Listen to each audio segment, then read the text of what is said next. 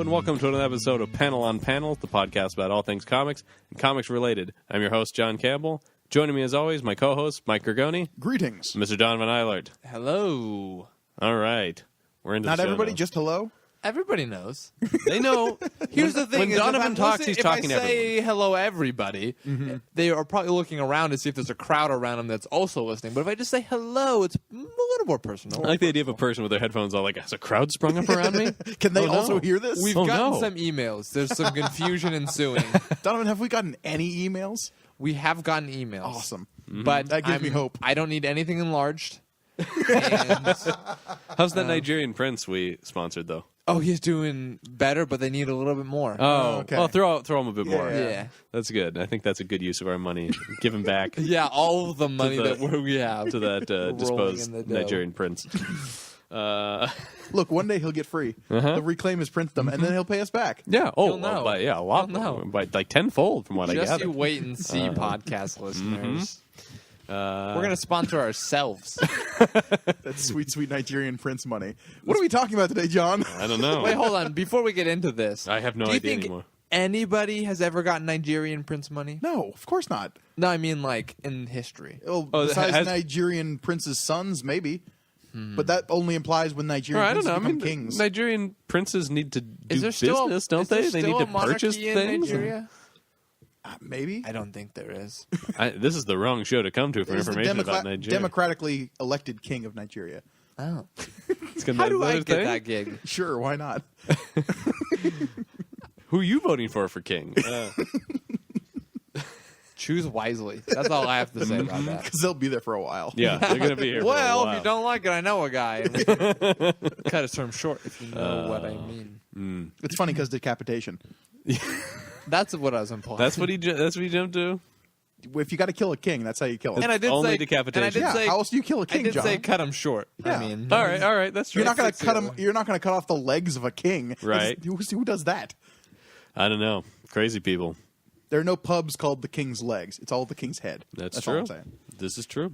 Comic books. I forgot what the show was even about anymore. it doesn't matter. People don't listen. So People don't listen to this. No, today we're talking about a couple of comic books. Just a couple of comic books. Just two of them. like yeah. we do. we both we recommend you read both of these before this episode. Yeah. Yes. That we do because we're going to be talking about them extensively and in probably a spoilery fashion. Oh yes. Like Stephanie Brown. We're talking about they're both image books. The spoiler. Yeah. I'm a big Stephanie Brown fan. Stephanie Brown is We've But talked like, about if it. you didn't know that she was at one point known as the spoiler. She is now. If you read Batman Eternal. Okay, Yeah, fair enough. Yeah, She's in there. she's back as the spoiler. We're not talking about that.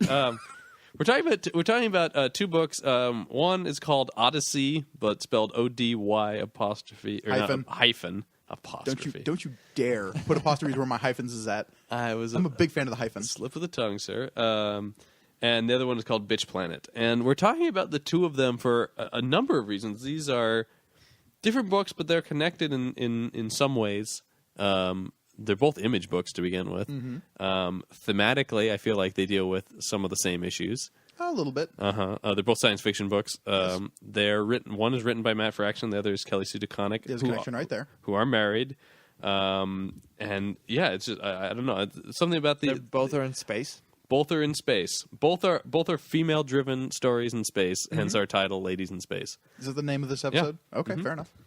If we come up with a better title throughout, are we going to change it? We'll have to cut this out. Okay, that's fine. Yeah. If you're hearing this, we didn't come up with anything better. Yeah.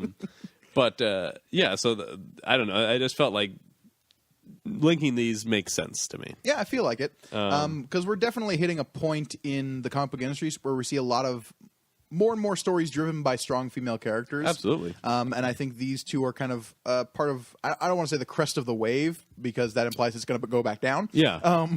But it's certainly, we're reaching like a cool point where we have a lot of these stories out now, and these are just two cool ones that we want to highlight. Yeah, for sure. We for also sure. need to mention that we are only going to go over things that happen in the first official trade This is true. of each of these. So if you're all caught up, Yeah. great. But don't complain. but don't why didn't they feel talk like- about issue 8 of Bitch Planet? Right. Exactly, because We haven't read it. yeah.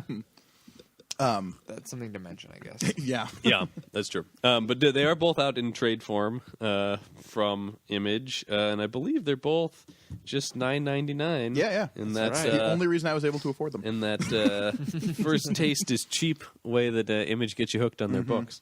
I think we can say right off the bat, do we recommend these comics just so people like who don't want the spoilers incoming? Yeah. I would say go out and read both Odyssey by Matt Fraction and Bitch Planet by Kelly Sue DeConnick. I would say that it's important that people are aware of these comics and at least look through them, is what I'll say. Because I understand that they're. I mean, I recommend them. I enjoy them. Okay. I'll say that. But what it is that because the emotions in these comics are very visceral and very real, it's different than the like monthly Batman comic that I think people are used to reading. Sure. And so there might be some people who aren't comfortable with things expressed in these. Sure. But I still, even if you're not comfortable, I think you need to be aware of that's out there. Also, getting outside your comfort zone, Exactly. and exploring new things. Well, being and exposed to Something cool we've always stories. talked about on the show is that comics are not one thing. They're not, you know, what I mean, They're not just superheroes. right? Exactly. Exactly. So, and I think that these are two of the most, at the very least, two of the most interesting and unique works that are going on right now in comics. Yeah, Trevor Dodge on the interview said that the Bitch Planet is one of the absolute It was best Bitch Planet and things Sex Criminals. He said with out it too. right You've now, got it, which again is Fraction and DeConnick. yeah, it is. Do we see a theme here? Well, I mean, we can talk a bit about Fraction and DeConnick before we really get into these. I mean, these two are just setting the world of comics on fire. Oh yeah, Unquestionably, they're two people who I'll pick up anything they do. pretty much. because yeah. you know if I it's see going to those be names on it, you've sold. it's going to be something special, something different. If you read Pretty Deadly from our Image book series, that was Kelly Sue DeConnick. That's if you've heard us talk about Sex Criminals about 45 times on this podcast, Or Hawkeye, or the recent Hawkeye, one. yeah. Yeah, or, I mean, The Defenders. I mean, there Yeah. are a lot of books being Or produced by Kelly Sue's run on Miss Marvel right now Yeah. has been Or Captain amazing. Marvel. Captain Marvel. which she's just leaving now. Right, that's right. But there's enough to read. If you There haven't is, read but I it, mean you that's sort of should. where I think that really skyrocketed her to where she is now. And the two of them are also working now to bring comics to television. Yeah. With their new company where they're doing with Sex Criminals. starting with Sex Criminals and another comic that we talked about in here, The Wicked and the Divine. They're also doing. See, that I can a immediately TV see show. as a TV show. Sex Criminals seems to me like a hard sell to people. I love the hell out of Sex Criminals, but seeing that translated on TV, I feel like I don't even know. I think this is the time for that. I feel like early 90s would not have been the time for a Sex Criminals TV show. I mean, the thing about it is, it would be a great TV show. Just get out of the way. I mean, Yeah. it's not that I imagine it would be hard to adapt to that format. I mean, you're right about like, but we live in the cable era now. I mean, Right. I mean, if they did that show on FX or whatever, FXX. yeah, or any of them, I mean, any of these, no issue. Yeah. There'll be no problem. Sure. I don't see it. But these two, I mean, these are two of the. I mean, these two are giants in the medium As of right now, yeah. right now for sure, and they've really really just taken over. I mean, In a big bad way. I mean, you can see kind of their by just being awesome. I mean, like Yeah. not for any reason other than they're just immensely talented writers. well, and that's something that comes through in both of their writing is they are so in love with this medium and they're having so much fun Right. writing it that they make no apologies for what they say and what they do, and that makes it an exciting read. Yeah. You know, they are not saying like, "Oh, I'm sorry, is this what comics are?" or "Can I say this?" It's like, "This is the story I want to tell, and I think this is awesome." And I Right. think people who read this is awesome, and I think people who don't read this is still awesome. Like, it's not. Neither of these are a middle finger to anything. I feel like. Well, we We'll can talk get- about. I know we're going to get into. in some ways, to Bitch Planet is literally a middle finger to a few things. I can, show but you it's the- not a middle finger. right on the first page Right of on I the Bitch guess Planet. it is yes. technically a middle finger, but it's not done in a way where they are so. No, I know what you're saying, but They're not trying. That's not the main purpose, right? This isn't like. This isn't Well, some certainly grizzled not. old writer who is bitter and is trying to tell the world how much the world sucks. Right. Alan This, Moore? I wasn't going to name names. Frank Miller? This is somebody who's so in love with the ideas that they want to just share and the art that they're involved with that they're able to enact that in a funny way and in an emotional way Yeah. and in an intense way. And so whatever I've read by either Fraction or DeConnick is so engaging. Well, in it's so that way. interesting. It's refreshing. It's so interesting how, like, I came to both of them, I think, as a lot of people did through Marvel and their work there, that they were doing this stuff within the system of the big two, and specifically within Marvel, and now neither one of them works for Marvel anymore. It's true. Which is interesting. I mean, now they've sort of moved past that to a certain extent. Their passion for comics could not be contained by Marvel. Same thing with Brubaker. Yeah. He also is gone from Marvel, and that sucks for Marvel. Sucks for Marvel, but great for Lazarus. Be Rucka. Rucka. I always get those two confused. I've done this several times now. They did Gotham Central together. Yeah, that's true. But Rucka's still kicking around Marvel a little bit. He's writing that Star Wars comic for them now. Oh, right. That that little thing. That like official recently canon prequel to Recently Force did Awakens. Cyclops. He did which is Cyclops for them as well. awesome. Yeah, really good stuff. But yeah, it is interesting to see that they've sort of gone very much into. You get into this. We've had this debate with a few people about the indie world and whether or not an Image book is really. I mean, can you really call an Image book indie anymore? I was just having this discussion the other night. I don't think so anymore. I feel well. Okay, They're the third. They're quickly becoming part of the big three. but here's the thing, John. When we say indie, are we implying within the realms of comic books or within the realms of like the social zeitgeist? Because if you mention Bitch Planet to anyone who just has a passing working knowledge of comics, they're gonna have no idea. Like someone who's familiar with comics only via, say, popular culture, like the movies, TV shows that are like on top of the social mindscape. Yeah, but by that argument, is Iron Fist indie then? I don't know. That's kind of what I'm saying. Yeah, well, Unfortunately, yes. here's the Give it a couple, like a year once we get the Netflix TV show. I know, no. but this is what I'm saying. I'm saying like there's a number of DC or Marvel books I could point to that people would have no idea what they are either, Sure. just as much as they wouldn't know what Bitch Planet is. But here's what makes them indie, and it's an economic answer. I think is these Fraction and Deconic own these books. These are their books. They make the money from them. I mean, Image takes their cut or whatever, publishes them, but it functions like an independent film system in that sense, that these were not created by a larger corporation. These are created and owned by the same people. Okay. And I think That's that's a compelling argument. That's what makes them indie, is that they have it's the freedom behind it. They're independent of something. No, it's a very Indie fair has point. taken on a different meaning Well, culturally. Well, and I think there is still a strictly indie section of comics, but it's people who are publishing like zines and things by themselves still. Yeah. We've had the conversation of being at comic shops, and 95% of everything is DC, Marvel, Image, Dynamite, the known publishers. But there are a few things in there that you pick up and you're like, wow, this is their labor of love. And like you said, they're publishing it independent of these big names and they're getting the cut from it. But it's done in a new and different way that is saying we're trying to break through not only the established ways of publishing these, but the established ways of storytelling in a lot of ways.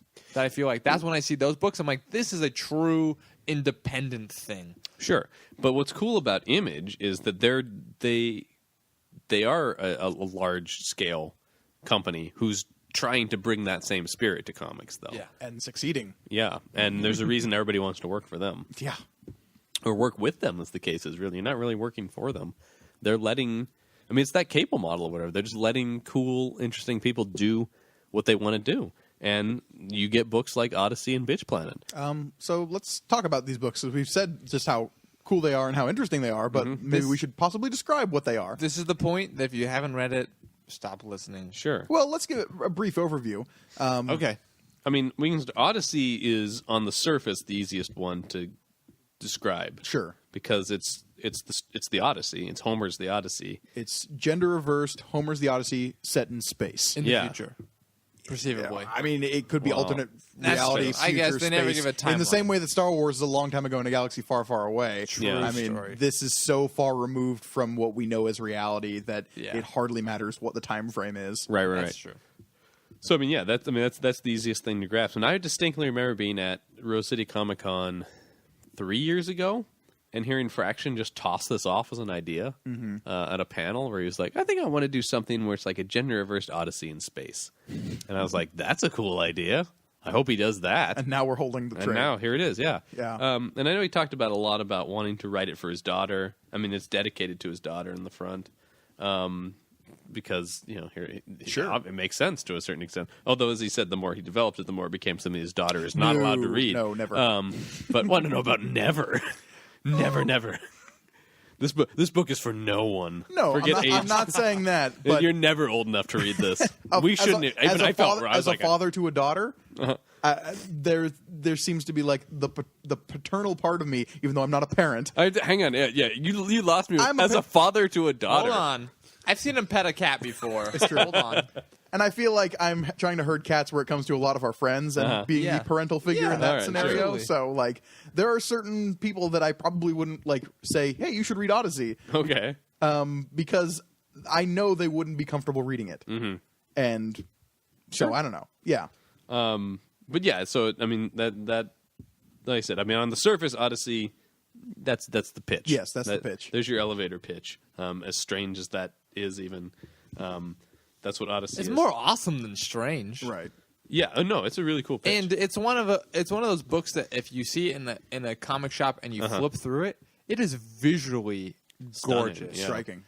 They use every color, yeah. Oh, yeah. every color imaginable. All the Psychedelic is the best very way. psychedelic. Well, yeah, exactly. I did love the tagline of the heaviest trip is the one back home. Yeah, no, it's I mean, they knew what they were doing. Yeah. it's awesome.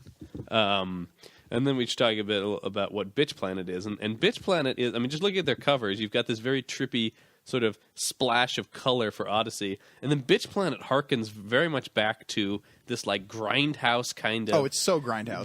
The poster, the graphics, girl gangs, caged and enraged. Are you woman enough to survive, I mean, I'll get into this more, but I mean, Bitch Planet is, on the surface, playing on tropes of women in prison movies from the 70s. That grindhouse, you got things like the big cage and stuff like that, that black mama, white mama, I mean, stuff like that you're, but there's more to it than that, but you've got that because you've got, I mean, it's a prison planet of women, women who are deemed unfit for society. And as you read through the book, it becomes more and more clear, like, what that means and what that Yes. means about the society set up in this book. Yeah. I mean, the on the back here it says, "Are you non-compliant? Are you non-compliant? Do you fit in your box? Are you too fat, too thin, too loud, too shy, too religious, too secular, too prudish, too sexual, too queer, too black, too brown, too whatever it is they'll judge you for today? You just may belong on Bitch Planet." Right. Yeah. I mean, this whole. I mean, yeah. It also plays into a lot of the oppressive regime science fiction. There's definitely a dystopian air about that book that I really latched onto. It was like, ooh, this is a very disturbing future that is all the more disturbing because you can see aspects of it in our present. Sure. Yeah, absolutely. Yeah. I mean, it's a kernel of something expanded into policy, which is always a horrifying, Definitely. But then that's sort of so. I mean, you've got once again that's sort of your elevator pitch on Bitch Planet. So yeah, we highly recommend that you, especially if you want to get outside the box of like your basic superhero comics. These are two really cool comics that are going on right now. That you should go check out. We're about to talk about them in a lot more depth. Yeah. So if you don't want them spoiled, go do that right now and then come back. All right. So let's talk about Odyssey. Number one, we are specifically talking about, as we said before, we're talking about Volume 1, which is titled Off to Far Ithaca. So Odyssey.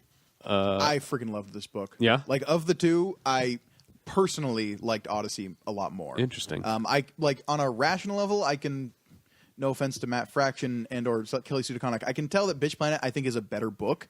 Like, on a, I guess if you want to call it critical level. But personally, I enjoyed Odyssey more. Interesting. It was way more harkened back to like the psychedelic, crazy sci-fi. Like, I got a very heavy metal vibe off of it. That just like really sang to me in a way. Oh yeah, absolutely. No, there's no question about it. I mean, I said, yeah, it doesn't take much more than just Or flipping through. Aeon Flux was another thing that like is Yeah, clearly absolutely. like an influence here. I mean, you look at the character designs in this. These are not. I mean, you can take away all that. I mean, I don't think. I mean, you look at. I'm just Zeus. Yeah, the way Zeus is drawn, the proportions of a human being are almost. I mean, it's like everything is even just the way a person's body is very like surreal in a lot of ways. And the designs of everything, the costumes, the way people look, the aliens in it, the spaceships. It's not even really sci-fi. I'd call it more like space fantasy. There's so much going on in this book. There's like that you can construe as technology, but the way it's presented is way more like ephemeral and magic. We should now mention, of course, we've been talking about Matt Fraction. We should mention Christian Ward, who did the art and the colors for this book, which is astounding. Yeah. The fact that he did both, I mean, it really shows that the art and the colors work in tandem so well in this book. How they bleed in and out of each other. I mean, you can see it when you read it. Oh yeah, you can see that whoever's. I mean, it had to be created with the colors in mind. It's too specific. There's too many bold choices of color that a color like a hired colorist I don't think would make. Unless those there's choices. such a crazy good team of colorist and artist. Right. I mean, it would have to be. Yeah, everything would have to be conceived right from the start like this. I enjoyed this book.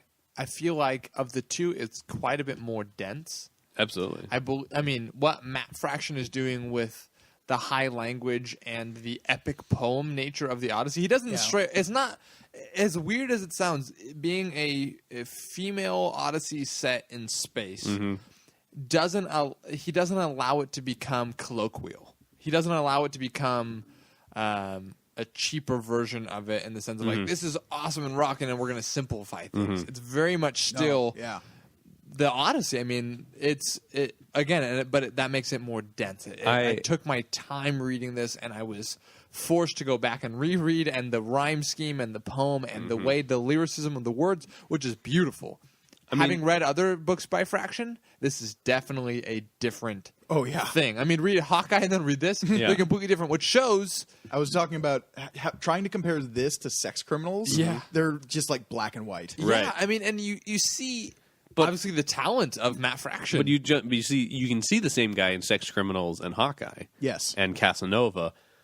This does feel like a distinct departure from what I think of as a Fraction book. Yeah. Reading it, I was very surprised. Like, this is Fraction. I mean, you don't get that sense as much on the page, which is, I mean, not a negative by any means. I mean, I love what he's doing.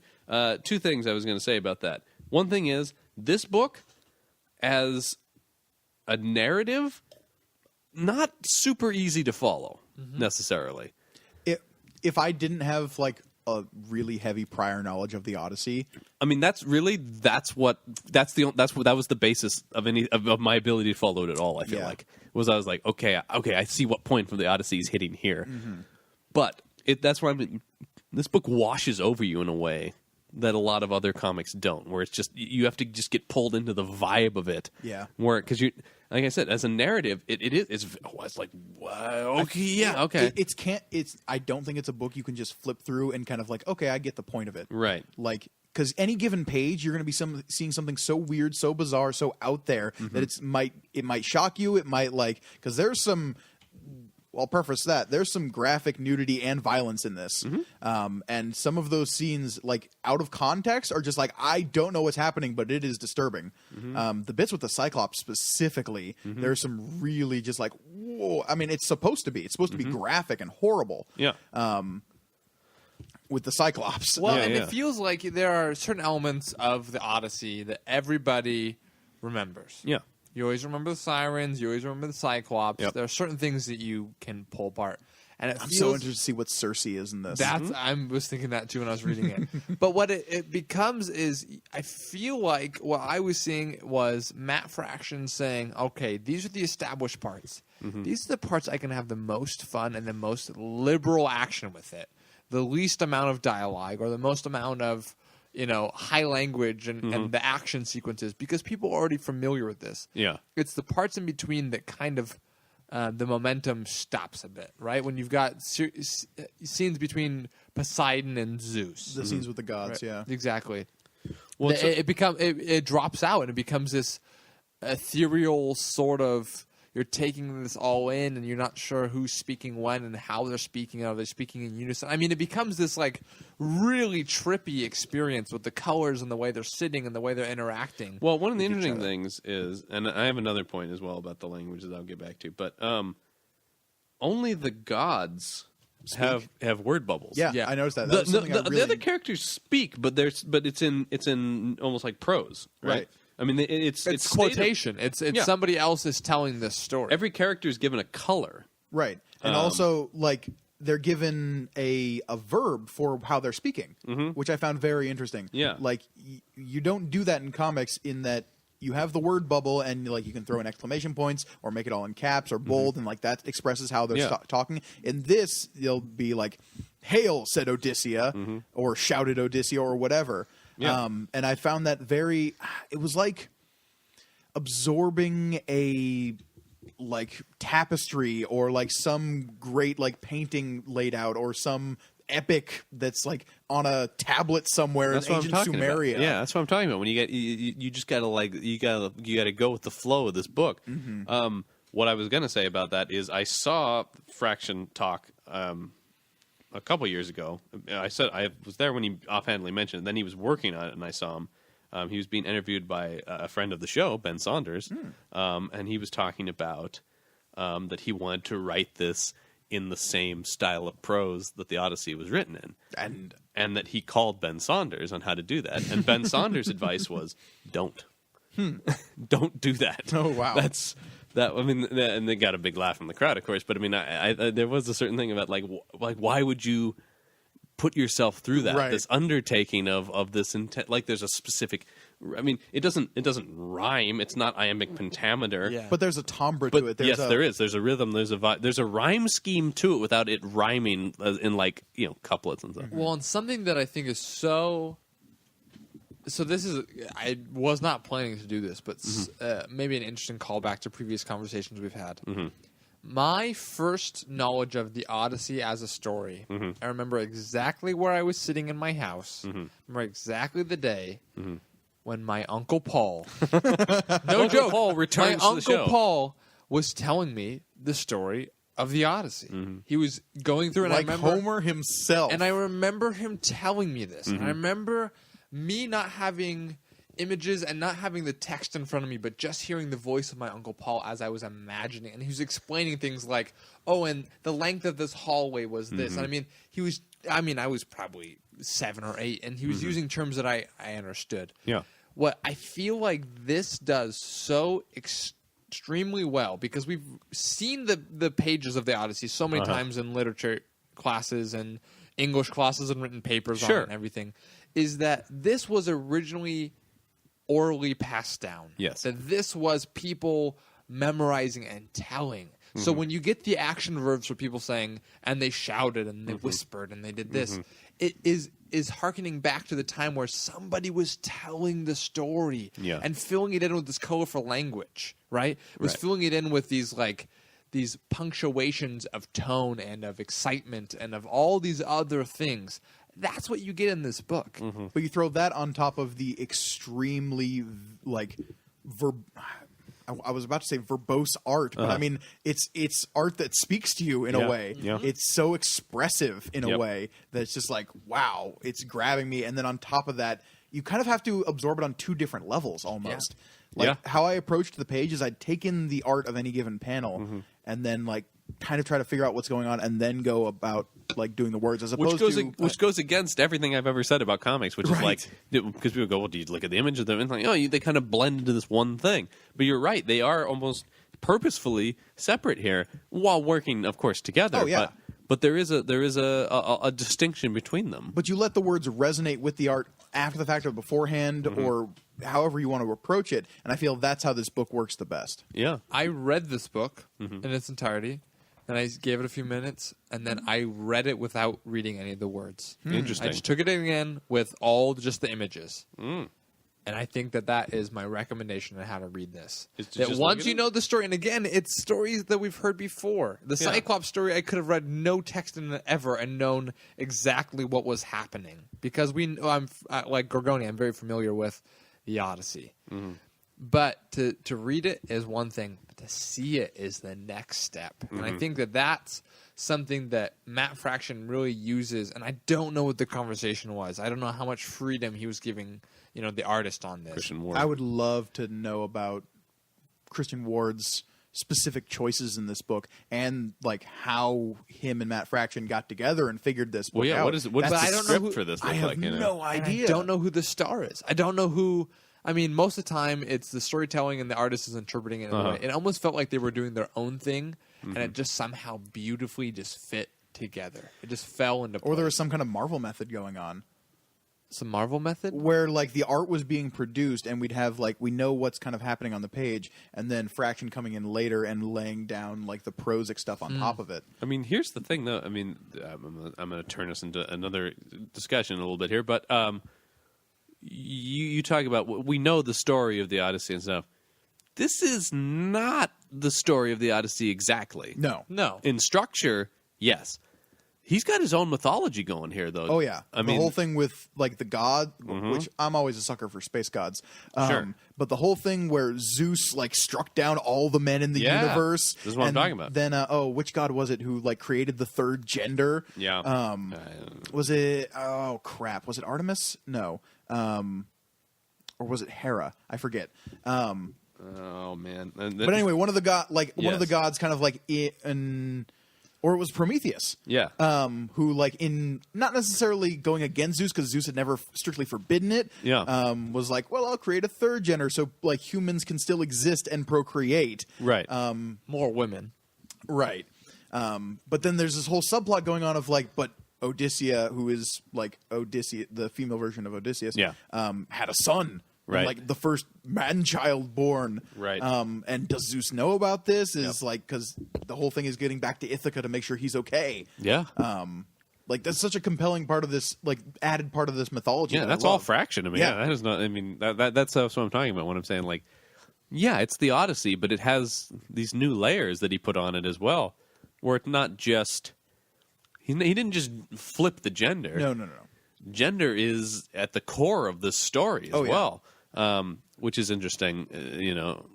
And it's a beautiful way that, I mean, the Odyssey has been around for hundreds of years. Just hundreds? It has been around for Thousands. hundreds and thousands. It's been around for a few years. Enough hundreds become thousands. You're not wrong.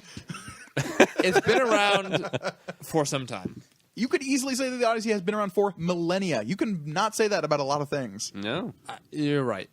And I feel like if you can say that a thing's been around for millennia, you should. Just give it that gravitas. It was the Star Wars of its day. That's absolutely right. But what is so great about this piece of work is that, like I said earlier, Matt Fraction is not giving a finger to the Odyssey and saying, No. hey, I know better than this. He's still lovingly retelling the story with elements enough of the original story that make it familiar, but also in a way of saying, like, hey, maybe let me add my 2 cents on this. Maybe this is what was really happening in a way that doesn't feel like, Homer, you're an idiot. You don't know what was going on. Well, it makes you wonder, too, about it. What you know, the order in which he's coming up with these things. I mean, obviously it starts as Gender Reverse Odyssey in Space. I mean, that was what I'd heard him pitch it as. But then from that, when you start to expand into how to do this, you wonder where the idea of, you know, Zeus eliminates all males, and then, okay, well, if you do that, and then you have this third gender, and then, you know, okay, well, Odyssea's sort of drive is to protect the fact that she has a son, and, you know, so, I mean, I'm always fascinated by how these things are broken down. Obviously, we don't have Matt Fraction here, although it'd be great if we suddenly revealed that he was here right now, and this whole time, he's been keeping quiet for like a half hour. I wish. But no, his whole mythology that he's building with all of that stuff, plus the thing that we don't get in the original Odyssey is the interplay between the gods. I mean, we get little asides here and there of just like, and Poseidon was pissed because this guy didn't do the right thing. Or Zeus is always kind of a dick because he's Zeus. Right. Yeah. But in this book, we specifically get these like visual asides to where what are the gods up to while all this is happening. I love the bit where Zeus has to go talk to Nyx, which is like the big bad old like goddess of the night, right? And it's at the very end of the book where Nyx is just like, "Bitch, you best get your house in order." Yeah, no, that's great. You know, there are a couple of Fraction-y sort of things in this book. Yeah, there's a little bit of like modern verbiage that's thrown in here and there every once in a while, especially with the gods. Yeah, like a couple of fucks, a couple of shits that are just like, it's probably not as old-timey as it might be, but it totally works. That the gods are kind of existing on this level above all of mortal kind, for Yeah. lack of a better term. The exact exchange between Zeus and Nyx is Zeus says, "And so you threaten me?" And Nyx says, No, Cousin Thunder. I merely suggest that before Mother Night does it for you, get your fucking house in order." That's badass, man. Right. Yeah. There is stuff like that. And You know, Nyx the is this crazy, just huge, giant floating obelisk head in the middle of nothingness. It's just a so cool character design of all the gods. Poseidon is one of my favorite designs. The ever-flowing, ever-changing, Yes. like how Poseidon looks is so cool. All the gods are so coolly designed. Yeah, I mean, like I said, everything is so specifically designed up to even. I mean, like I said, just you look at like how.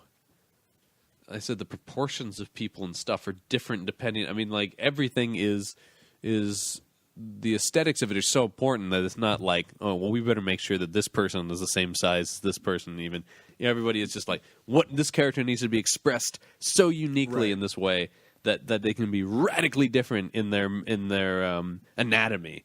Even It feels like the Tim Sale portion of the Long Halloween where they're in a costume. Yeah. Right? If the Joker's teeth need to be 4 feet wide, they're going to be 4 feet wide. it's expressionistic. It's not Exactly. it's not. Yeah. And I think that's Whatever important the for this opposite of book. expressionism is. Well, and because you're painting this it's a- clearly not an art podcast. But I mean, this is painting a picture so deep and so vivid, right? I mean, there are tapestries of things from the Odyssey, Yeah. you know, that are heroic in a way that isn't expressed anymore, and are tragic in a way that, you know, is so over the top and so extreme that the art style matching that makes perfect sense. Yeah. Oh, yeah, for sure. I mean, like I said, everything in this book fits together for sure. I mean, like it's a very cohesive vision.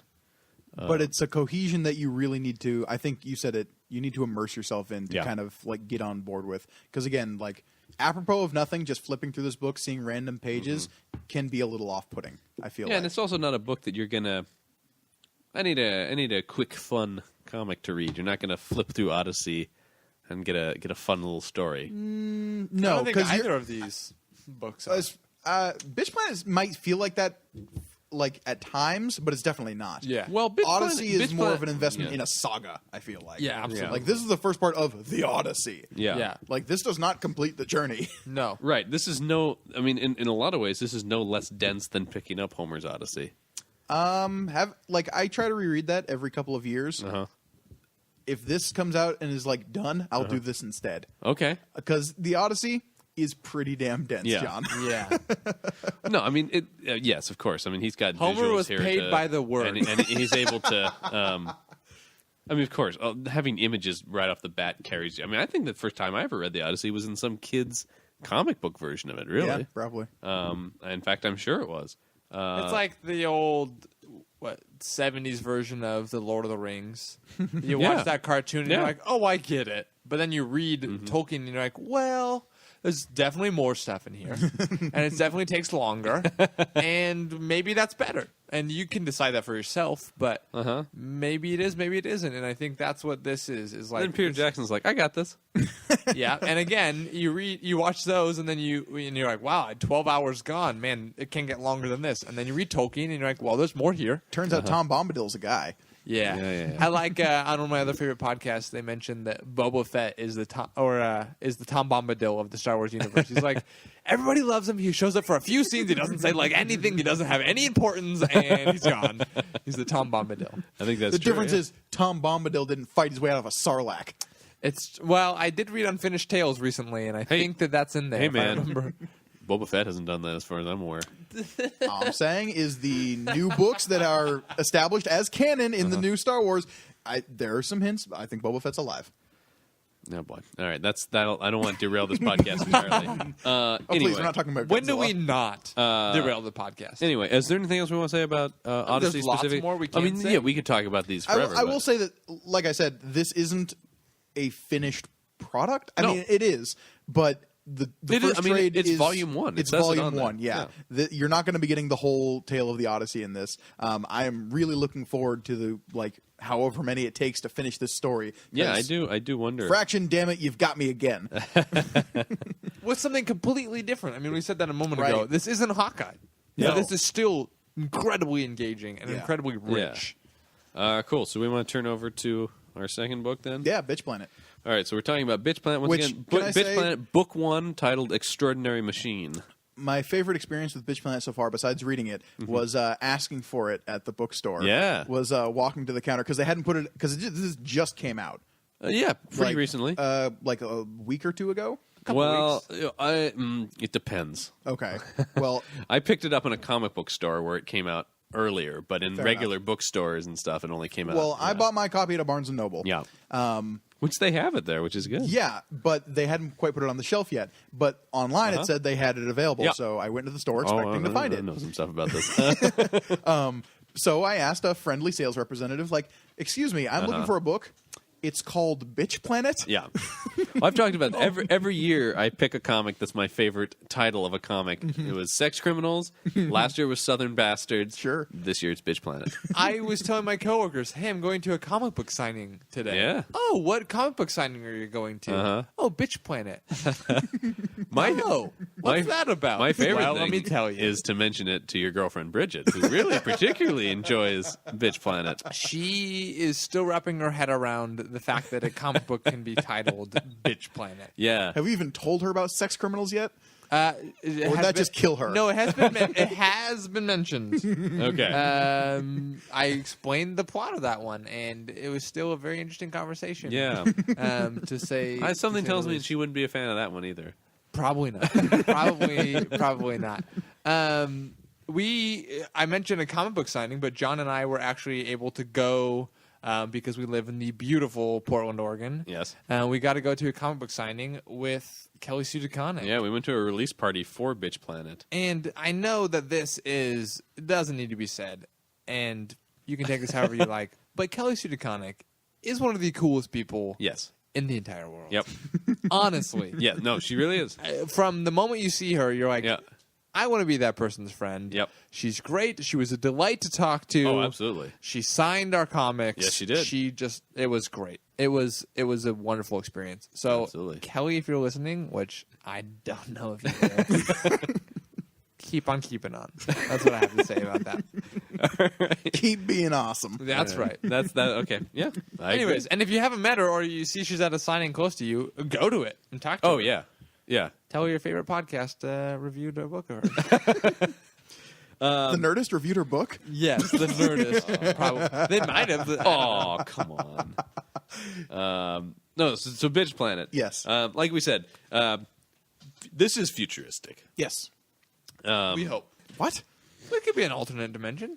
No, we don't hope for this future, though. Oh, no, I see what you're saying. Yes. We hope that it is. Yeah. No. Yeah. You.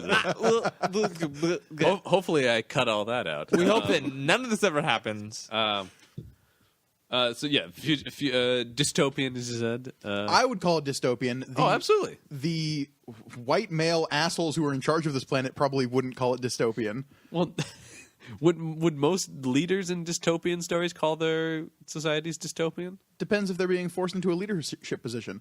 True. All right. Fair enough. If that's the dystopia, John. That does not appear to be the case No. here. Dystopian society, yes, where it's very much it's almost ruled by like a 1950s political mentality Yeah, it's very like. or like socioeconomic mentality. Maybe Yeah, more so I than feel like political. you could slap Reagan onto any of the like male leader guys in this, and I would have been like, "Oh, okay, I get it." Yeah, I mean, yes. I mean, further back than the Reagan era politics, though. Sure. I've taken into like first season Mad Men. You know? Fair enough. Yeah, where everything is, white men are definitely the people in charge, Yes. and women know your place. right. And if you don't, we've got a place for you. Exactly, and it's a whole nother planet. it's a whole nother planet that's referred to as Bitch Planet, but in Only actuality, colloquially. yeah. What is it called? Oh, something even more horrible than Bitch Planet. Because it's so thinly veiled. Auxiliary Compliance Outpost, Right. I believe, is what Yeah. it is. And that's the whole thing about this is an Auxiliary issue of compliance. Yes. Which just makes you, every time you read that word, your skin just kind of Yeah. crawls. Like you just, I mean, I have to admit, I was very uncomfortable reading this book. Yeah. I was very uncomfortable for a myriad of reasons. Uh-huh. One, and probably the foremost of which, is that whether or not there are issues of this in our culture today, Yeah. that somebody would see this, and even though it's blown up, sees this, right? If somebody even sees a speck of this in our culture today, for me as a white straight male, it is terrifying because that is not at all how I feel. Right. And if you want to talk about it, you can tweet at me. We can talk about it. And I'm not the podcast. Don't tweet at the podcast. Donald the Bomo is my Twitter handle. Just whatever. We'll talk about it. Yeah. But the fact that this could, I mean, at first glance, it's like, whoa, this is hyper fantasy and this is blown up and things. But as you're reading it, you're like, no, actually, though, I can kind of see this. And I can kind of see that these are themes that are coming up that, like you said, if this is the future, that this is maybe not so far in the future. Yeah. Right? Which is horrifying. And so that's what made me uncomfortable with it. Well, it's got that satiric. I mean, there's a satirical bent to it. Oh, definitely. And certainly satire comes out of some kernel of truth, of something that somebody's noticed. I mean, the best satire does. I would say. Somebody's noticed and then seized upon, and frequently is then blown into a larger proportion to make a point. Right. Which I think is a reason why I would definitely call this satire. It is, I mean, but satire disguised in genre, which is specifically like grindhouse genre, which is already over the top and crazy. Yes, exactly. Which perfect blend of those things. Yes. By the way, because I mean, there is this. I mean, I don't want this book to sound like it's preaching, or I mean, it has a point, and it makes that point strongly. But it's also a fun. Like, there's also like fun and like it sets out to be. It's an exciting book as well. There's action and stuff, and it does have. It's the best kind of entertainment to me, or the best kind of political statement or satire in that sense, where it's like, but it's still a piece of entertainment as well. The point comes across strongly and clearly, and it makes you think about it as you're reading it. Yeah, but not at the detriment of a like crazy exciting story. Right. I still want to know what's going to happen to these characters. Precisely. Beyond, but then there's in the back of you, you're like, oh my god, this world is so messed up and so dark, and then how does that reflect to? But that's more in the back of your head, more after you put it down than in the moment. It's what we're talking about right now. Yeah, exactly. We should talk about some of the characters of Bitch Planet. Well, first I want to get out of the way. Well, not out of the way, but the artist for Bitch Planet also, like, we were just spent like the last 20 minutes gushing about the art on Odyssey. The art of Bitch Planet is also really, really good. So good. Yeah. It really captures kind of that grindhouse style in a way that's like. It definitely feels of the 70s. Yeah, I don't like. I get. What's that? What's it called when you have like the dots as the like art in the background? Yeah. I'm not an art major, so I don't know the term for it. We are not art people. No, but it gives it scenes like that. It gives it a tone of like that 70s kind of like big. I mean, so splashy Valentine out there. Delandro is the artist. Chris Peters is the colorist, and we should also mention Robert Wilson IV, who drew the art for issue 3. Which, if that's the issue I'm thinking about, That's the Penny issue? yeah, that was like the really good one too. Yeah, and it's a distinctively different style for a point. I mean, Yes. it's It's a flashback. It's an entire sequence, it's an so it entire makes sense flashback. that it's. Which Penny's like my favorite character. Penny. That makes so much sense to me. I feel like she's a lot of people's favorite She's character. great. I mean, From the very first Yeah. time you meet her. Yeah. Did you know? I debated doing this. In the back of this volume, there are actual discussion questions. I did see those. Yeah. I debated just reading these, but Looking at those discussion questions, I don't feel like I'm qualified enough to really talk about like. well, but bringing up who's your favorite prisoner and why is she also the one you identify with the most? I feel like because Penny is this like big. Yeah. Burly black woman who don't take no shit from no man. Oh yeah, and I love her for that. Just like you, man. And like throughout the book, she's cracking skulls and like just like you, getting in people's business. Like she doesn't want to fit into anyone's boxes or definitions. She is unapologetic about who she is and what she believes in. Right, and I love that about her. Oh yeah. I mean that's the case. I mean, there's a reason she is. I actually don't know, but I'm assuming the most popular character because she certainly seems like she should be, because she's sort of the embodiment of a lot about what this book is about. You know, I mean, of course, I mean one of the most pointed scenes or whatever is the scene where they hook her brain up to this thing and then show her on the mirror of what her idealized self is, so we know what to do, and then it's just her. Right. I mean, And that she just starts laughing. She's Yeah. And they like, don't of course know, it's me. and they don't know what to do with that because she doesn't fit into their perception of what she should be. right. And so they're like, "Oh, the machine's broken. We don't know what to do. Like, we don't. There's a malfunction somewhere because nobody could actually want to see themselves like that." Right. No. You know? And It's like we feel sad for you because you're not to where you need to be or where you should be. It but goes- in her reality, that's what she needs to be, and as she is. It goes. I mean, there's this whole idea about like, and what a lot of this book is like, what a woman should be, what a woman should act like, look like, speak like, believe. You know. And obviously, she is the antithesis of everything that this society has deemed what a woman is. Right. Hence why she's on Bitch Planet, but hence why she's also super awesome. Right. And we get to see her take down any number. There's a great one of my favorite sections of this book involves her, and there's a scene where they're talking. Oh, where is it? It's after we get into like the sports stuff later. And they're talking to... So that's another weird part about this book is there's this weird undercurrent of, like, it's also sort of a sports drama, or it starts to be near the end. Yeah, that comes... It just kind of crops up, and you're like, Right. oh, okay. It's also like...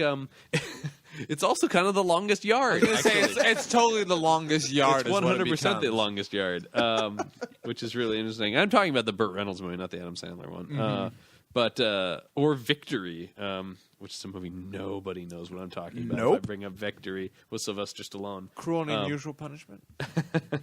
But I wish I could find it right now. But anyway, there's a segment here where they're talking to the main character, whose name I am forgetting, of course, which I feel terrible about because I forget names very easily in these. Kogo is her name. Yes. Or that's her last name. That's what everyone calls her. Yeah. Yeah. Here it is. It's Yes, that's right. It's where she's talking to Mako, and she's talking. First, she's talking to Violet, and just in the background, you see. Oh yeah, I know. You see Penny stop running because she's out of breath, and then you see this guard come over and start pointing his stick at her, and it's all in the distant background because they're training. While there's a conversation happening in the and front. then she like punches out the guard, and then more guards show up, and then more guards, and then like more people are fighting, and it's just this ever growing brawl in the background of this training sequence. Right. But it's never addressed by the people in the foreground. No, never. That's exactly the kind of thing I love. Like it's so great. It's so much fun. One of my favorite bits of art in the book for sure. That part definitely stuck out for me as well. Yeah. Oh yeah. There's also kind of there's sort of this murder mystery aspect to it as well. This book has a lot going on. Oh yeah, that's part of the reason it's so engaging. Because There's so many threads, but they're not difficult to follow. Really. No. Like you know exactly where you are at any given point in the book. that's why it is a lot different than Odyssey in that Yeah. sense. Like I mean, when you talk about like this one is more inherently readable. Or at least in the sense about like the progression of when we were talking about like if I'm going to sit down with a comic this is maybe not a fun light superhero story, But you like can that. take this one a bit more issue to issue, whereas Odyssey you kind of have to throw yourself into the whole book. Right, yeah. It doesn't require that like surrendering of yourself like Odyssey does. This one is more like, okay, I'm invested. All right. Oh, okay, this is happening now, and this is that. But there is a bit more like moment to moment, like, ooh, I want to know what's happening next. Yeah. Sort of a thing. And actually, one of the interesting things that I think the book does is kind of up front. You think this one woman's going to be the main character.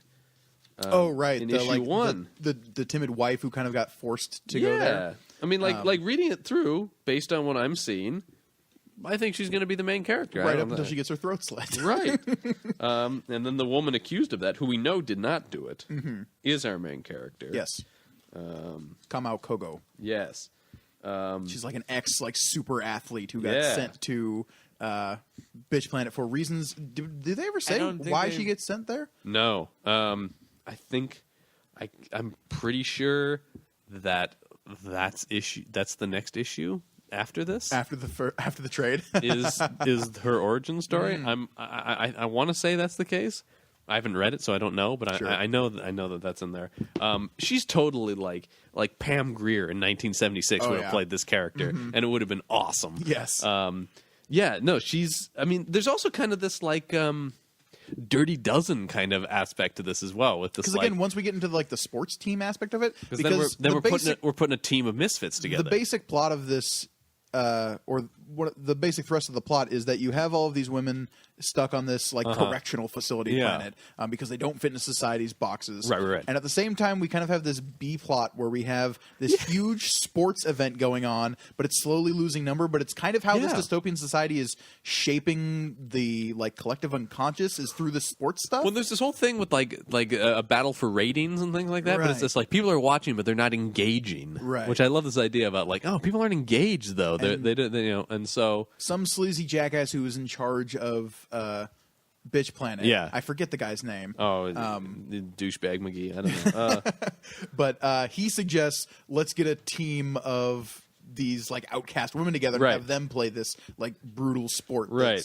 Because the sport that they play is this crazy like it's almost like soccer or rugby in that It's more like it's like a rugby. you're running the ball across the field, but the way people can stop you is with hand-to-hand combat. Yep. Yeah. But only 1-to-1. And there's a debate on what it's called even because it's either what The Americans call it, what is it, Megaton or Dumilla. Yeah. Is the opposite. Is what everyone else calls it. Yeah. It's like the soccer to football sort of Right, thing. right. Which is great. And it's they go through how it's played and it's very strange and brutal. Mm-hmm. It's basically. I mean, it has a certain or like a rugby. I mean, it's about getting a ball from one place to another, right, and hitting people to stop them from doing that. So about halfway through the first trade, we see that it's suggested that they should get this team. It's so interesting that when you talk about that, like that's the thrust of the plot. That doesn't come up from about halfway through the first trade. Yeah, it takes a while. I know. So it's interesting that like this. That's why it does feel like, well, it's not really a sports book because that sort of just like shows up and then it becomes about that. Mm-hmm. And so it wouldn't surprise me at all if in volume 2 that like resolves and then the book continues in a different track. Like you're absolutely right. DeConnick's building this story that can kind of go anywhere. I mean, the world is so fascinating, but it doesn't have an A to B kind of plot necessarily. It's very character based. Yeah, I mean. I would hope that the basic thrust is that like these main characters who we're starting to follow in the jail eventually get out. Yes. Oh, I'm hoping it turns into a badass prison break. I think. I mean, that's my guess because it's got to be that. It's got to be and it's got to be some kind of overthrow of something, right? I mean, I should hope so. I mean, that would be obviously that, and that'd be what we would want. Yeah, that'd be the natural step of any sort of dystopian story is the throwing off the shackles of society or exposing it for what it is, or so I imagine that's where it's going. But this is DeConnick we're talking about, so I don't know. Yeah, we could be getting curveballs that I have no way of predicting. True. Like the fact that this book became about sports halfway through was just like, what is going on? I did not see that. I was like, but it's not really about sports. It's just like that happens to be a plot point. Yeah. Well, because throughout you've been seeing this thing about the ratings and these TV people who are. Or whatever. I mean, I may keep using television because that's how we understand it. But yeah, I mean, the people are viewing this sport and not engaging. And then there's until the guy dies, the top guy dies, or whatever the top player dies on the field. Right. And that's the most the audience has ever been engaged in it. And they're like, ooh. That got me thinking like, well, that introduces like a plot point in this, in that they're trying to get these women into the sport. Yeah. And the conspiracy theory is that they're getting them to play just so they can kill them on the field to get more engagement. Oh no, I think more ratings. I mean, so this book. There's a lot going on. Well, I've just thought about like all the influences of stuff. I mean, there's this women in prison kind of feel. We talked about The Longest Yard. And then kind of rollerballs in here too. Wow, with this like rollerball reference. Yeah. Hey, rollerball's amazing, man. I love rollerball. The original, not the remake. No, God, no. I assume I'm never speaking of the remake. Because same thing with Longest Yard. But this idea of this like the sport that's ever increasing in its violence, and so yeah. I mean, this book is. I wouldn't be surprised if at some point it got into a death race scenario. Yeah. If they got into a big car that had a knife on the front, I wouldn't be shocked. Yeah. Well, I mean, it's so interesting. I mean, we talk about like the 70s, but it seemed like the 70s were obsessed with all these things. They were making these satirical movies that were like bringing up these sort of issues, whether they be gender issues or race issues or entertainment, the sort of ethics of business and things like that. So it makes sense that she would take on those tropes and the vibe and look of that era to do that with today's sort of satire. Yeah. And good on you, Kelly Sue DeConnick, because it's an amazing book. You freaking nailed it. Yeah, it has such righteous indignation that I love. I mean, like right from when you see that middle finger on the front. I mean, that is there is a middle finger to the book. It's not to the comic. She's not breaking down. No, but it's like to the How man, comics to the are done. system, to Right. what's holding us down, what's holding us back, sort of thing. Right, yeah, which is so awesome. Like I feel that when I read it. You know, there's this very visceral, like, yeah, fuck that, man. You know, there's no way. Well, and that's what I'm not gonna take that middle this. finger on that opening page really is to serve purpose of. Like, it's saying, hey, we hate this society. You should hate this society too. Right? It is saying, like, you're on our team because if we're not flipping you off, you can be on our team and you know that we're badass. You know that we're going to take people out and you know there's going to be blood spilled and you want to see that happen because you don't want the world to be as the world is in this iteration of the world. Yeah, for sure. Definitely. Yeah. I think something that I wanted to talk about briefly, and don't want to spoil it too much, but the idea that in between chapters there are these advertisements. Yes. One of my favorite parts of the book. That are incredible. These advertisements for all sorts of things.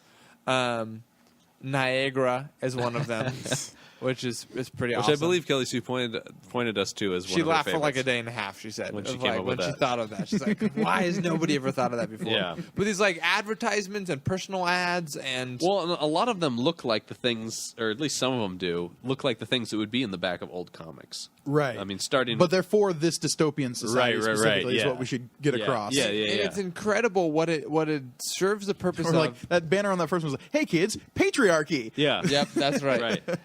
What the purpose it serves in a beautiful way is you're reading, these 22 pages or whatever of the comic itself, of the story itself, and sometimes the themes in them are so heavy you just want to take like a long bubble bath and listen to Kenny G, and then you get to the end and you get these beautiful advertisements and these personal ads and all these things in there, and it keeps you in the same world, but Yeah. it takes you out of maybe the drama of the story for a moment. Yeah. Well, And obviously reading this month to month is different than reading it in trade. Yeah. But I read it in trade, and it was Yeah. like, oh boy, I just need a brief little cookie here. I need a little snack in between these. Well, Because it further adds that satiric bent too. I mean, Oh, like it absolutely. lets you in on the tone and the mindset that Kelly Sue DeConnick is in when she's writing this, obviously. Definitely. And she even talked about that in a lot of ways, writing those is sort of her respite for how dark her own story it's is funny. getting. It's funny and it's terrifying. Yeah.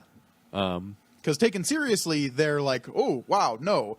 But Right. as just like weird satirical asides, they're like, palate cleanser. Yeah, for sure. That then you can carry that tone over into the next issue where you're like, okay, this is satirical and there's some heavy themes, but also know that like maybe that line in particular was Yeah. a joke, Right. as opposed to like, oh, I can't believe he said that to her, Right. Right. because if you do that for every literal line in this script, you will drive yourself crazy. Oh, for sure. Honestly, I mean, Yeah. it is rough to get through. Yeah. Absolutely. Is there anything else you guys Good specifically Lord, want to touch imagine on? trying to take this book literally. Like, I was thinking that as I was reading it. And I know that there are people who unfortunately will probably do that. I mean, you know? we were joking about it before we were recording, but imagine this book exactly as is with like Donald Trump doing the forward. Yeah. Like, ugh. Oh, yeah. Exactly. I Well, mean, yeah, then it's just horrific. I Right. mean, yeah, I mean, this may be his ideal world. We don't know. We don't know. But once We can't again, say that sort of takes that back to a lot of the best satire. I mean, you look at somebody like a Stephen Colbert who satirized something by agreeing with it. you Right. know? I mean, that I think that comes in this tradition of this. I remember my a first lot of ways. real big exposure to satire was like through Tom Lehrer, Yeah. singing like "Poisoning Pigeons in the Park," and like as an 8-year-old being like, "This is funny because he's making up and it's not true," Right. But there were people I would show it to, and they're like, "Oh, I can't believe you'd sing Right. about that," Or Why would you poison Just pigeons? as I'm sure or there are the people Dead who would, Puppy song. who would Yeah. read this comic and go like, "Oh my god, this is horrifying. Why would you want to read this?" Yeah, or yeah, that's what it's like. Oh, That this is my that life. is the worst like reaction I Yeah. can think Yeah, of. yeah, yeah. Someone would be like, "Why would these women try to fight against this?" oh Yeah. God, oh, Yeah. I don't want to meet that person. And I No. know that we And I think, thankfully, there are less and less of those people in the world all the time. The fact that books like both Odyssey and Bitch Planet can be made today, like I don't know if these books could have been made 10 years ago. They wouldn't have. I think Maybe, they but could have not been in the made, but same- the reception would have been wildly different. Yeah. Yeah, I don't know. Certainly 20. I mean, you're starting to get into debate. I mean, 10 maybe, 20. Yeah. Ugh, I just thought. I mean, that- just the way comics have changed so much. Yeah. I mean, you can. I mean, the presence of these books have certainly shown, if not for any kind of the fact that these are successful books as well is a big thing. I was going to Not ask about that. only- Do you not only- know how these books are doing? I know Bitch Planet, like critically, is done really, really well. believe I Bitch- haven't actually heard much about Odyssey. Odyssey's a little bit more under the radar, from what I gather. Bitch Planet's done pretty well, from what I gather. Okay. Odyssey, though, you're right. I don't hear a lot of people What my talk feeling about it. Odyssey is that Matt Fraction has the whole scope in his mind. Yeah. And until you finish that last chapter, that's going to be a good read. But when you finally come Yeah. full circle and you round that off, it's going to be. My prediction is it's going to be kind of mind blowing. I think Right? you're right. I think in the long run, Odyssey, when it's completed, is going to, like you said, it's this saga, and I think that's when people are going to talk about it. It's like read the first act of Othello. Oh, that was pretty fun, right? That was Uh-huh. pretty good and pretty interesting. Now read all of Othello, and when you get to the end of it, you're like, oh my! That gosh. omnibus that comes out of it is going to be. I'll tell you this much: you'll be The- able to kill a man with it. Oh yeah, I hope so. But I mean, that's going to be the thing that people look to, and then you'll see when you see the scope of what he's done. Yeah. I think that's when people are going to really start talking about Odyssey. Bitch Planet is the more visceral in the moment, and certainly that's in no way meaning. I mean, I've sort of the opposite opinion of you. I like Bitch Planet quite a bit more Sure. than Odyssey. And it You may know just me, be- John. Like I'm a super sucker for like hybrids of sci-fi and fantasy. And so. you know me, I'm a super sucker for like 70s grindhouse kind of Yeah. stuff. And so it makes sense that these are sort of aimed at us in different ways. One- I have immense respect for both books, though. Oh, yeah. Immense respect. One thing I did want to mention, because we didn't, and again, we're assuming that people have read these before they listen to this. At the end of Bitch Planet, Mako, she dies. Yes. that And was such a she's- blow for me. She is their star player. I mean, she is like She was one of my favorite characters too. she's like the quickest, and the whole idea is Penny, you stop everybody so that Yeah. she can get and Yep. score The points team for us. of Mako and Penny was just like, Is yeah, go perfect. team. Yeah, exactly. Yeah. How obviously, it keeps going on in the trade or in the single issues, but in the trade, the end of it is punctuated with a very brutal, not deserved death, because they're scrimmaging the prison team, right? They're scrimmaging that, and it's supposed to be a safe environment, and they're shown very directly that Yeah. it's not Right. a safe environment. Yeah. Well, I because mean, the prison is trying to put together this team, and so in order for that team to practice, they have to scrimmage against somebody. And who do they scrimmage against? The guards. Yep. But the guards aren't out for the best interests of this. Right. group well, of and there's women. that scene where one of the guards is kind of caught not being he's caught being perverted. Yeah. And He's you peeping Tom. You think he's drafted onto the guards team so that he can kind of help the women do well. You see that either backfires or that. I mean, we're not really given a full insight into what exactly is happening, but it is. The other thing I was It going to is say not about easy this, to though, is take. that feels like cinema of the 70s, too, where it's like a lot of those movies and stuff ended with this, like, what? No, things don't work out the way you think they're going to. Or in that, also in that Whedon-esque way that we've come to know from him about, like, hey, man, no victory without consequences. Terra. Yeah, it's always back to terror with you. I wonder what his review of Bitch Planet would be. Oh, he must love it. I mean, it just seems like something that would please him, does it not? Yeah, I could only assume. I dare not guess at the mind of Whedon. True, but it seems like it's sane and fighting for a lot of things he has said and fought for definitely. so many years. Buffy would have definitely been sent to Bitch Planet. Oh yeah, most of the characters from all of his shows Would have ended Bitch Planet in like a week and a half. Well, you throw the Yeah. Slayer somewhere, Yeah. she's gonna end evil. Yeah, exactly. I mean, yeah, that's the thing. Like the heroines of this are very Whedon-esque in that sense, which is the highest compliment I Or- can pay anything. The Whedon characters are Draconic-esque. I don't know. Well, yeah. I mean, I actually have always kind of seen a thread between those two. Yeah. In reading their respective works. I have no idea what influence they've had on each other, but I've always felt this a kindred spirit there. Gonna turn out they hate each other. Like Weed and Keeter Carr once or something. It's some petty personal issue Right. like that. Petty personal issue like keying a car? Well, that was just the escalation. Oh. It got there eventually. It started out they used to live next door to each other. Weed would never put his garbage away. Yeah. Always leave it out on the curb. It's just Yeah. like, ugh, that guy. Cool. So, is there anything else we want to say about Bitch Planet? Or There's so much Once more we again, could like I say said, I about mean, we are in no way a comprehensive discussion of these works. No. We are However- simply trying to draw attention to them, and However, continue this conversation with us. Yeah. Through whatever social media outlet you can that you can find us on: Instagram, Twitter, Pinterest. Email us, panelonpanels@gmail.com, yeah. Facebook. Uh-huh. We welcome that. yep, We understand that as white straight males, talking about feminist books is maybe a little strange and maybe we're not completely qualified. We welcome any kind Yeah. of conversation about that. for sure.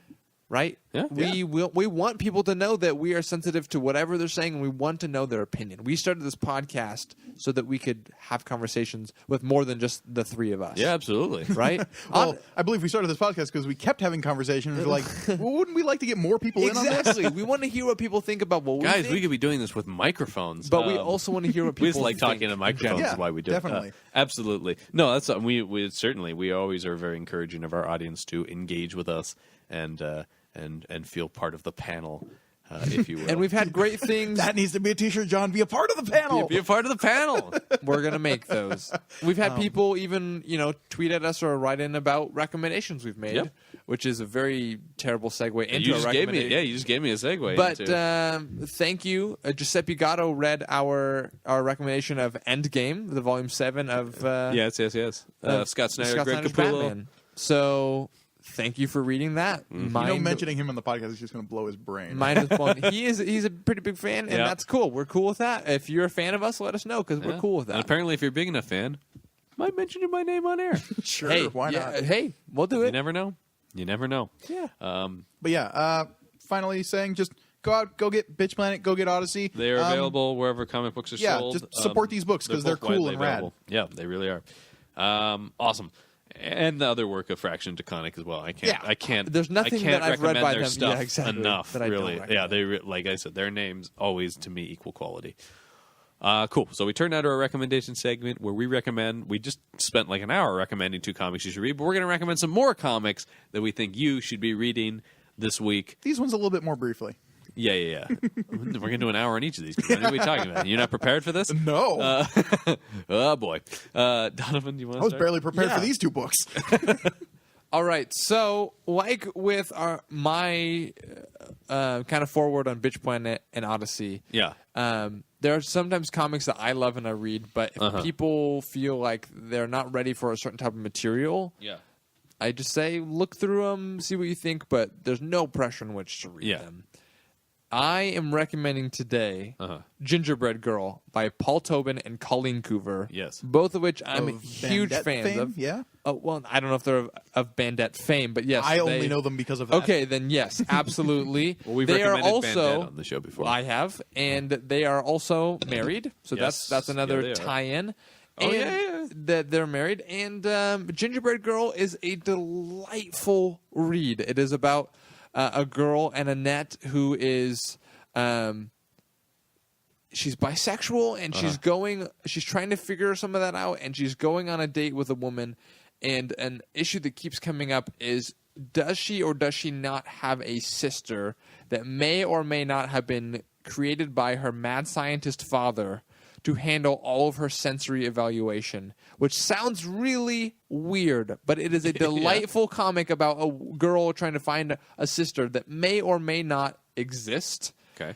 And what I love, what is so delightful about this comic is it opens up with Anna. She is breaking the fourth wall to tell you specific details about herself. And as the characters in the story are moving about, they're interacting with people who then also get to take the reins and break the fourth wall. A bulldog, a pigeon, a random guy in the street, a magician. Like, all these people get their 2 cents in the story and whether or not this supposed sister exists and all of these things. It is, again, it is so much fun. It is beautifully drawn. It is very cartoonesque, but in a very refreshing and kind of whimsical sort of way. Again, if you're not afraid of magic, of bisexuality, of multiple narrators, I recommend you read this book. My fear of magic stretches back into some childhood stuff. So. I understand, John, and that's why I'm saying that if you don't want to read this book, you're not forced to. But if you do read the book, let us know, because it's really fun. And let Paul Tobin and Colleen Coover read this, because I feel like this isn't maybe a book of theirs that's highlighted a lot, but I had a wonderful time reading it. Awesome. Very cool. Gorgoni, what do you got? I have mentioned the series before on the podcast, but this week I want to recommend Rat Queens. The second trade came out a little while ago, and god damn it, the series is amazing. Rat Queens, if for those unfamiliar, is kind of a it's a fantasy. It's a fantasy story in kind of your basic D&D style world. There's groups of people that get together as adventurers to go on quests and crap. They kill monsters. They steal their loot. It's awesome. It's got a very kind of modern voice to it. I was going to say, talk about Whedon-esque. Oh, yeah, right? The vibe of this comic has always reminded me of Whedon, for sure. And I freaking love it for that. Yeah. It's written by Curtis J. Weeb, and art is by Rock Upchurch, and oh god, I'm going to mess up this guy's name. That's what we do. Stepan Sejic. Yeah. We'll call I don't know. There's a couple of J's in there that really confuse me. Yes. I don't know. But Sorry. we follow these our four main characters who are the Rat Queens, and they're like embroiled in this kind of like politics of being adventurers in a city, and the city doesn't really like dealing with adventurers because they cause problems. They attract monsters. Sure. But at the same time, they can do some good every once in a while. Right. So it's them kind of dealing with the socio-political environment of being an adventurer in a fantasy world. Okay. Which is a lot of fun. Yeah. I've not read 2. I read volume 1. It's a super fun book. 2 is really cool because it goes into one of our main characters, Dee. She was raised by cultists of like a Cthulhu monster, and cool. she kind of rejected that so she could go off and find her self. But that past is kind of coming to catch up with her now. Yeah. So there are some Cthulhu monsters in volume 2, and I'm always a fan I of was that. going to say, you will always approve. That's something I've always lived by. If you join a cult once, you're always a cult member. But we also get way more backstory of our other 3 characters. And so that's a lot of fun seeing just those characters really fleshed out and coming into this like breathing world. It's Rat Queens Volume 2. Awesome. Go check it out. Very cool. John, what do you got? My recommendation this week is called The Fade Out. It's by Ed Brubaker and Sean Phillips. That should be enough right there. I will tell you a little bit about it. What is this, John? But if Ed Brubaker and Sean Phillips are involved in a book, you should read it. It's a book set in 1950s Hollywood against the McCarthyism blacklist stuff, and it's a murder mystery about a Hollywood screenwriter who wakes up in a hotel room with a dead starlet.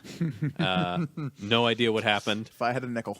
And he's got to figure out who killed this girl. He didn't. He knows he didn't kill her. So it's not a. Now, oh my god! do we as the reader know he didn't kill her?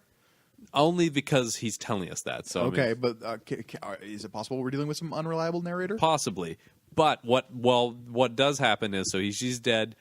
He leaves. When he comes back, it's been staged to look like a suicide, not by him once again. Interesting. So that's your setup for a mystery. We go into the darkness of 1950s Hollywood, when the studios ruled things with impunity, and it's pretty. It's pretty sounds interesting. awesome. It's a really interesting read. If you like their other books, Criminal, Fatale. I did really like Fatale. Well, yeah, that's right up your alley. Yeah, it is. Speaking of Cthulhu monsters. Yeah, but it's an awesome noirish thing. There's 2 volumes out of it. It's an image book. Like I said, I mean, I'm a Brubaker devotee. Oh yeah. But in his work with Sean Phillips in particular is some of the best stuff that he's done. It's great. Go check it out. It's called The Fade Out. Cool. Cool. So I think that's going to do it for this week on Panel on Panels. We told you a little bit before about where you can get in contact with us via social media and things like that. But you can also please remember to rate and review us on iTunes or Stitcher. We don't want to judge if Wherever you're not you an can Apple rate or person. review us, that's just fine. anywhere you want to. Yeah, if you just want to go outside and shout about it on the streets, that's fine. As long as you attach a star rating to it. That's the thing that's important. Give us all the stars. All the stars. However many stars are available, we'll take them. If you want to name a star after us, like, that'd be through great. one of those weird websites. Oh, that'd be incredible. Please do that. But don't let us find out that somebody else has already named that star and it's taken. Don't think we won't find out. That'd be a dick move. I will double double cell check star. the star registry. Ooh. We are on there all the time, constantly checking. Just waiting to see if somebody named one. Yep. Panel on panels, Yep. Mike Gargoni, John Campbell, Any of them. Donovan Eilert. Any of them. Yep. We'll take any of them. A little cluster of stars with the three of us. Oh, there is a star called Gorgonus X1. So, Oh, but not from you. No, no. Don't try to soak that up. oh please, that's me. That's all me. I needed a star named after me. Awesome. So for Panel on Panels this week, I've been John Campbell. I am currently Mike Gorgoni. And I will always be Donovan Eilert. Keep reading comics, everyone.